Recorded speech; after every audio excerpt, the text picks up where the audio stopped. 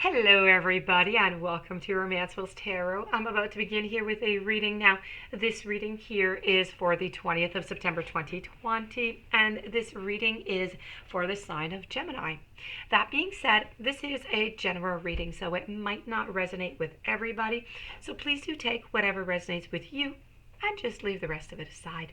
If, however, you do have any questions and you would like to have a personal reading, you're in search of answers, you're in search of guidance, you think somebody's lying around you and you would like to have the truth, please do contact me at romancefulltarot@gmail.com so I can send you the different type of readings that I can offer you, so I can go and find those answers that you just, people just don't want to say all the time. So that being said, if it's your first time to my channel, or if you've been many times and you have not yet subscribed, please do take a brief moment and click the subscribe button to show your support to the channel and to myself, and it would be greatly appreciated. So, with no further ado, I'm going to begin this reading. I did a reading that was similar to this, but with a different subject 2 days ago, and it was the first time, because usually I work with tarot and oracle and fortune cards, and I mix that all together, and I do all different kind of subjects. And well, this time I decided I would do, blind spot, and you guys really did like it. So here I am again with another blind spot, always in love, because that's my specialty. I'm romanceful. And this time, though, I have a new subject, of course. So this time the subject is your blind spot, always in love, but what are your true needs? What is hidden with your blind spot for your true needs in your relationships? So this is what we're going to go see. And we're going to finish it off after with none other than James Van Praagh with The Power of Love.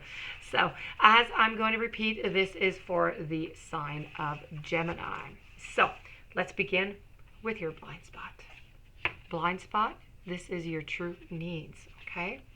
So this here is your sigil, and this symbolizes impact. Now, whenever you draw this sigil, you are not seeing the impact that your thoughts, your beliefs, your words, or actions are having on others.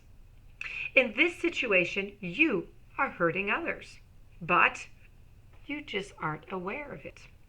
If you have drawn this sigil, notice how your body language impacts others. Are you choosing words that can be mean or misunderstood and provoke negative feelings?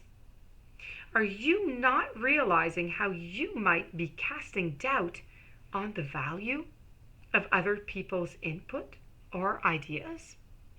Are you rationalizing hurting other people by thinking or saying little things like, he or she, they'll just get over it, or he or she is way too sensitive, I'm just being honest. Or, you have to break an egg to make an omelet. Can you open your mind to see the ways that your decisions and actions are affecting other people? Imagine a 2-year-old child who perceives that the world revolves all around him or her completely. Essentially, we have an egocentric world view. This is why we take every single thing personally as children. For example, if mom and dad get a divorce, it's because of me. This 2-year-old does not practice external consideration yet. He does not think about his whining or crying effects on his parents. He simply whines and cries because that is the truth about how he feels. The 2-year-old does not think about the perspective of feelings on a kitten he encounters. He picks it up by the neck because that is the most convenient way for a 2-year-old to pick up a kitten. When the kitten screams in pain and in terror, he doesn't understand what the kitten is experiencing, so he does not put the kitten down. Potentially, the kitten will die, and then the 2-year-old will be confused about what happened. The 2-year-old killed the kitten because he was not attuned to the kitten. Attunement is being or bringing into harmony. It is a feeling of being at one with something. The best way to imagine attunement is to imagine sitting in your car and reaching for that radio dial. If you want to hear the music being played at a particular frequency, like let's say 98.2 FM, you need to tune your radio dial to 98.2 FM, and then you will hear the music. Your own radio dial needs to be brought into harmony with or become one with the radio channel you want to receive in order to perceive that channel. Now, it's no different with other beings, including people. To be able to perceive other people, to feel and see and hear them, to understand them and communicate with them, you need to attune to them. You need to tune into as if you were and are them, and so you're able to feel or imagine the other person's emotional experience and to understand what they are feeling. This is what allows you to know what to do in any given situation, to end conflict or improve a situation or to assist someone. Attunement is what gives rise naturally to empathy. The most dangerous people in the world are people who are egocentric, who are in an egocentric bubble. I talked about the bubbles earlier, but it wasn't your reading. So, the bubble is, whenever you're stuck into your own personal bubble, nothing else really cares. They are essentially toddlers in a grown-up body, and they're holding kittens by the neck. And by those kittens are other people. And even though it would be great if all other people just naturally developed out of the egocentric bubble and into attunement, the reality is that some people just do not. They stay in a reality built for one. There are people who live by the philosophy that we are totally responsible for how other people feel. And there are people who believe that we are in no way responsible for how other people feel. Both polarized views do not represent a full picture of reality, and thus both polarized views lead to suffering. Also, both philosophies have arisen as a way to cope with trauma. But if you have drawn this sigil, you may be currently falling into the second illusionary philosophy. The main problem with this philosophy is that those who support it see themselves as separate. No matter whether they approach oneness or not, everything you think, you say, and you do affect the whole. You cannot escape this matter how hard you try to escape it, because oneness is one of the more objective truths of this universe.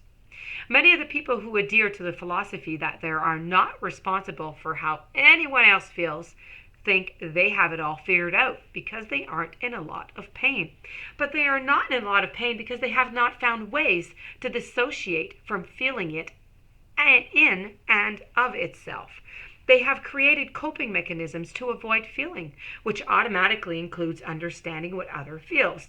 This is because when you're feeling others, you are still feeling them through your body, and these people are unwilling to do that. If you adhere to the philosophy that you are not responsible for how anyone else feels, you are not in a relationship with anyone but you. And as a result, people will treat you like the enemy, making people seem as if they are even more dangerous for you to connect to. If you have drawn this sigil in this scenario, the only way to be in alignment and in reality is to see what you are negatively impacting others. Recognize how and choose with your free will to be responsible for how other people feel. And if you do this, you will change your thoughts, your words, and actions so you're not causing pain with those thoughts, words, and actions. What an action-packed blind spot. So I hope you really enjoyed this blind spot. I thought it was absolutely fantastic. I love it. So much to think about, and it really does, affect so many couples, so many people. I'm going to move on now to the James Van Praagh, and we have here to come and correlate with it. Look at that. cause and effect. So cause and effect is you are aware that the love you create in your thoughts is an agent of change and the foundations of your results. So for every action, there's an equal and opposite reaction. That is just a law of physics in this physical dimension. There is also a universal law of cause and effect, and the circumstances you are living in at this exact moment, are a direct result of all the thoughts that you have created. Thoughts that are real, thoughts that are made of energy, color, density, designed and propelled by your intentions. The universe, in turn, will perfectly respond to the thought energy you have created. And if you desire a life full of love, of happiness and abundance, you must be mindful of your thoughts, because you are the director of your destiny. Think of yourself as a magnet, attracting to you what you send out. It is imperative that your thoughts be of a high vibration, because the energy of judgment and condemnation will find its way back to you. So what you sow will be what you reap. So make it a daily practice to monitor your thoughts and let love be your guide. That being said, on those beautiful words, I thank you for your patience. I thank you for your attention. If you do have any questions, you would like to have a reading, please contact me at romancefulltarot@gmail.com. Please don't forget to subscribe to the channel. Stay tuned for the following readings and have a fantastic day. Thank you for being there, and I'll see you soon.